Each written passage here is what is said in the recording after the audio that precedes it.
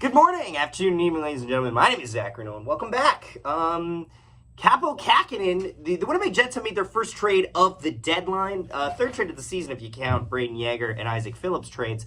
And that is trading Kaapo Kahkonen to the Florida Panthers for Chris Driedger. And it's an interesting move because both goaltenders have not been on their respective NHL clubs at all. Driedger hasn't played at all. He's only played for the Charlotte Checkers with a sub-900 save percentage. And Kaapo Kahkonen himself has kind of struggled on the Manitoba Moose. The Manitoba Moose, not a great team, however, but nonetheless, both goaltenders haven't looked great. That being said, this is kind of a little fun because I think for years I've always speculated about Chris Driedger coming home to Winnipeg to be the backup goalie for the Winnipeg Jets. Obviously, that's not the spot for him right now because Eric Comrie is playing stellar, but I think this is a good way to bring a little bit of pressure on Eric Comrie, not only to play good, but for the team to play good in front of Eric Comrie, because if they won't, they should have no problem setting up Chris Driedger.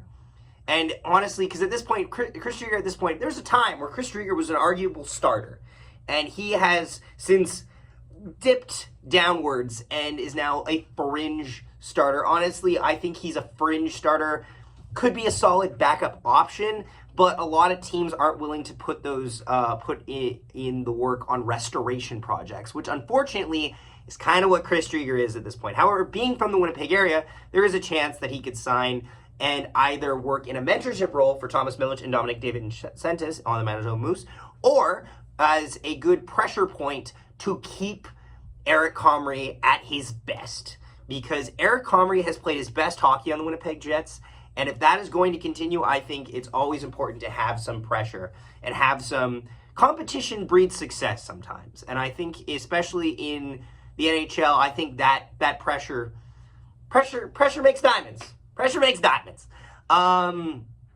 In terms of how the rest of this trade looks, I don't really see it. I think from Florida's perspective, they're just getting a goaltender cheap. Both goaltenders are UFAs by the end of the year. So this could mean nothing in 6 months, shall we say.